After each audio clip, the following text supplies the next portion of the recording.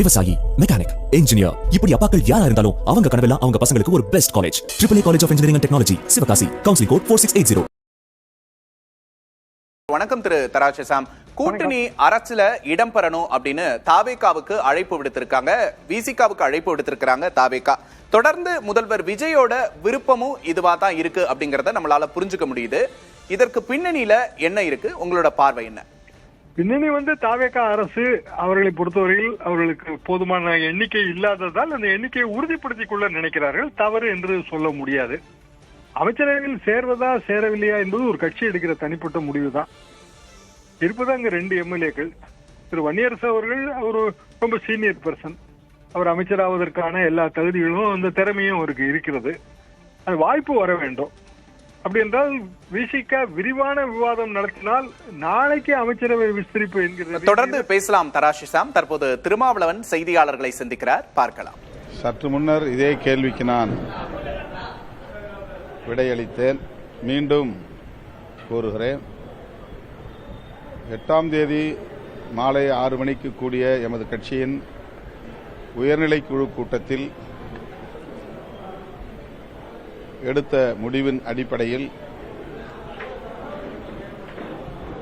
9ஆம் தேதி மாலை 5 மணி அளவில் செய்தியாளர்களை சந்தித்து வெளியிலிருந்து எங்கள் ஆதரவை நல்குகிறோம், நிபந்தனையற்ற ஆதரவை வழங்குகிறோம் என்று அறிவித்தோம். அப்போதே சொன்னேன், அமைச்சரவையில் இடம்பெற வேண்டும் என்கிற கருத்தும் உயர்நிலை குழுவில் முன்வைக்கப்பட்டது. குறிப்பாக கட்சியின் பொதுச் செயலாளர் ரவிக்குமார் அவர்கள் அந்த கருத்தில் மிகவும் உறுதியாக இருந்தார். ஆகவேதான் 9ஆம் தேதி பகல் 12 மணி அளவில் மீண்டும் நாங்கள் கூடி பேசுகிற சூழல் உருவானது. இறுதியில் வெறும் ஆதரவை மட்டுமே நல்குவது, அமைச்சரவையில் பங்கேற்பதில்லை என்று முடிவெடுத்துதான் அறிவித்தோம். அமைச்சரவையில் பங்கேற்பதில்லை என்கிற நிபந்தனையற்ற ஆதரவு என்கிற அறிவிப்பை வெளியிட்டோம். இப்போது ஆதவ அர்ஜுனா அவர்கள் விடுதலை சிறுத்தைகள் கட்சிக்கும் இந்திய யூனியன் முஸ்லீம் லீக் கட்சிக்கும் வெளிப்படையாக ஒரு அழைப்பு விடுத்திருக்கிறார். அமைச்சரவையில் விடுதலை சிறுத்தைகளும் பங்கேற்க வேண்டும் என்பதை வலியுறுத்தியிருக்கிறார். அது தனிப்பட்ட முறையில் அவருடைய கருத்து இல்லை, முதலமைச்சரின் கருத்து என்பதையும் பதிவு செய்திருக்கிறார். ஆகவே இதற்காக மீண்டும் உயர்நிலைக் குழுவை கூட்ட வேண்டிய தேவையில்லை என்று நான் கருதுகிறேன். என்றாலும் பொதுச் செயலாளர்கள், பொருளாளர், முதன்மைச் செயலாளர் உள்ளிட்ட சில முன்னணி பொறுப்பாளர்களோடு கலந்து பேச வேண்டிய தேவை உள்ளது. இந்த அழைப்பை எப்படி நாம் எதிர்கொள்வது என்கிற அடிப்படையில் நாங்கள் கலந்து பேசி விரைவில் எங்கள் முடிவை அறிவிப்போம்.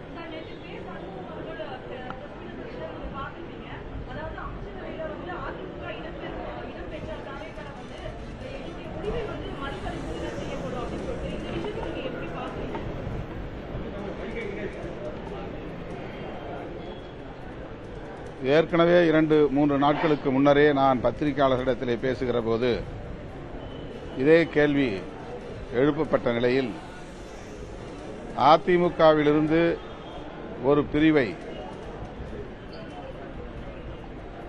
வரவேற்கக்கூடிய வகையில் அவர்களுக்கு அமைச்சரவையில் இடம் கொடுப்பதாக சொல்லப்படுகிறதே என்று எழுப்பினார்கள். அந்த கேள்விக்கு நான் விடை சொல்லுகிற போது, அப்படி அந்த பிரிவுக்கு இங்கே அமைச்சரவையில் இடம் தரப்படுமேயானால் எங்கள் ஆதரவு நிலைப்பாட்டில் மறுபரிசீலனை செய்ய வேண்டிய சூழல் உருவாகும் என்று 2-3 நாட்களுக்கு முன்னரே பதிவு செய்தேன். தற்போது அத்தகைய முயற்சி ஏதும் இல்லை என்ற தகவலும் கிட்டியிருக்கிறது. அதிமுகவிலிருந்து விலகி இருக்கிற ஒரு பிரிவினருக்கு அமைச்சரவையில் இடம் தருவதற்கான வாய்ப்பில்லை என்கிற தகவல் தாவேகா தரப்பிலிருந்து தரப்பட்டிருக்கிறது.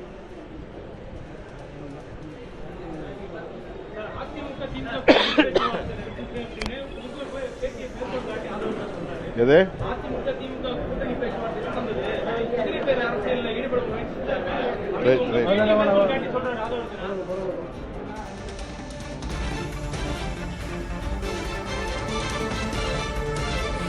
தாவேக அமைச்சரவையில் இடம் பெறுவதா என விரைவில் அறிவிப்போம் என்று தெரிவித்திருக்கிறார் திருமாவளவன். இது தொடர்பாக கட்சியின் மூத்த நிர்வாகிகளோடு ஆலோசனை நடத்தி அறிவிக்கப்படும் என்று தெரிவித்திருக்கிறார். அமைச்சரவையில் அதிமுக தரப்புக்கு இடமில்லை என்பது உறுதியாகி இருப்பதாகவும் திருமாவளவன் தெரிவித்திருக்கிறார்.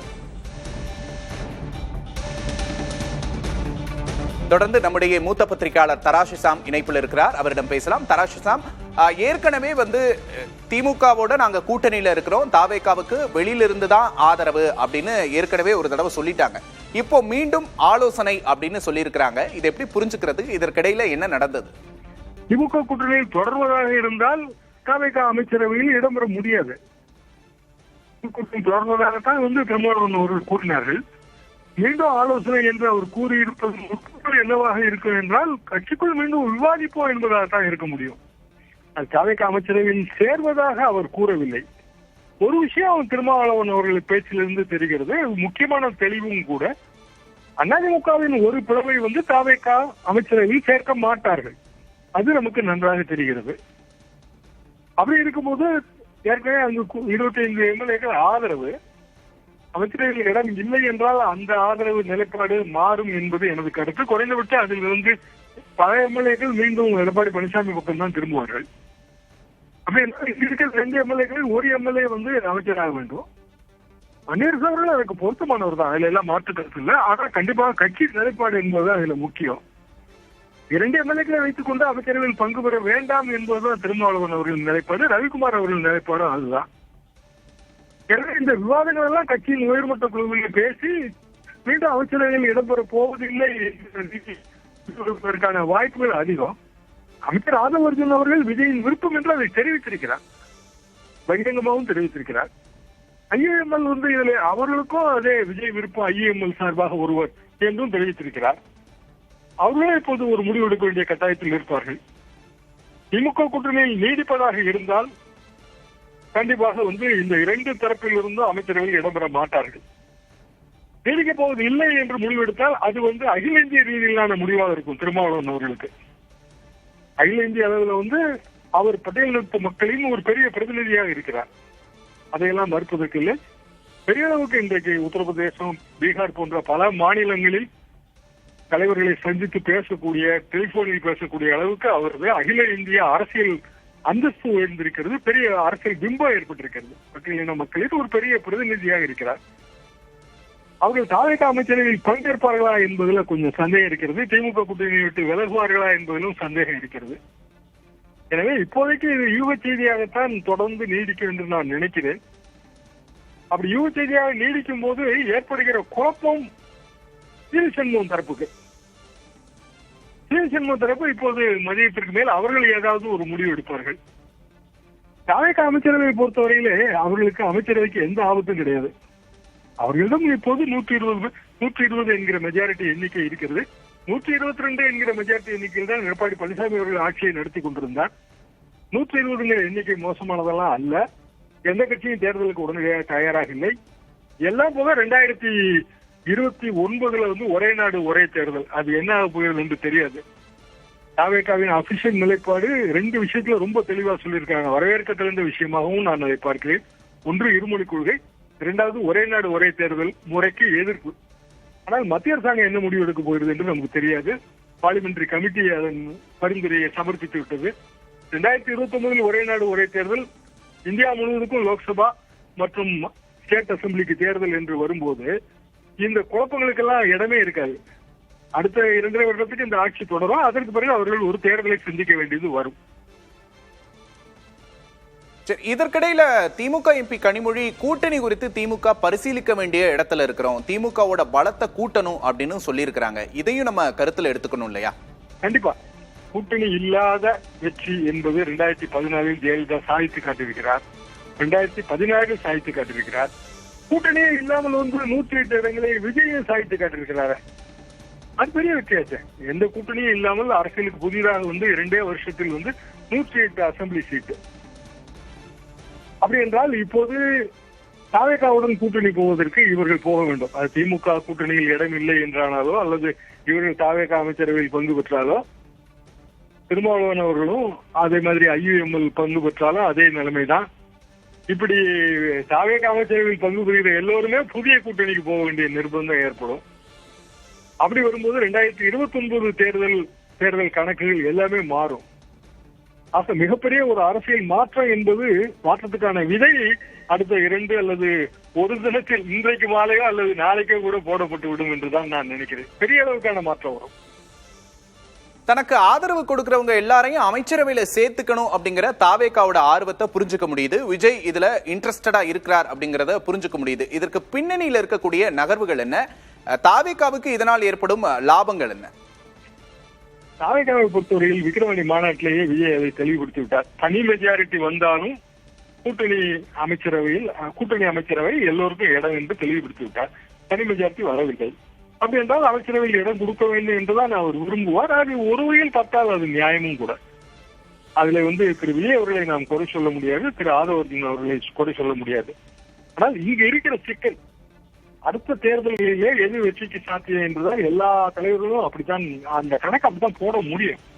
அப்படி என்றால் நிரந்தரமாக திமுக கூட்டணியை விட்டு வெளியேறுவது, தாவேகாவோடு புதிய கூட்டணி அமைத்தல், இப்படியான ஒரு முடிவு எடுக்க வேண்டும். அமைச்சரவை பங்கு முடிவுதான்.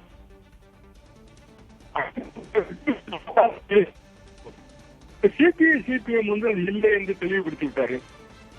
குறிப்பிட்ட நோக்கத்துக்காக வெளியில் இருந்து ஆதரவு. அப்படி என்றால் சிபிஎம் 2 கட்சிகளும் திமுக கூட்டணியில் தொடர்வதாகத்தான் நம்ம பொருள் கொள்ள முடியும். கனிமொழி அவர்கள் தெரிவித்திருக்கிற கருத்து என்பது அது ஒரு வகையான கோட்பாடு. கூட்டணியே இல்லாமல் ஜெயிக்கக்கூடிய அளவுக்கு கட்சியை வளர்க்க வேண்டும். அது வளர்த்த பிறகுதான் நீங்க கூட்டணி இல்லாமல் இருக்க முடியும். இன்றைய தேதிக்கு தனிப்பெற கட்சிகளுக்கு இங்க இருக்கிற ஓட்டு வங்கி என்பது 25-30% தான், யாராக இருந்தாலும் சரி. அப்படி இருந்தாலும் கூட்டணி சேர்த்தே ஆக வேண்டும் இருக்காது. மக்கள் நிச்சயமாக திரு தராஷிசாம், திருமாவளவன் ஆலோசித்து அறிவிப்பதாக கூறியிருக்கிறார். பொறுத்திருந்து பார்க்கலாம் அடுத்தடுத்த நகர்வுகள் என்னவாக இருக்க போகிறது என்பதை. விவசாயி, மெக்கானிக், இன்ஜினியர், இப்படி அப்பாக்கள் யாரா இருந்தாலும் அவங்க கனவெல்லாம் அவங்க பசங்களுக்கு ஒரு best college. AAA college of engineering and technology, Sivakasi. Counselling code 4680.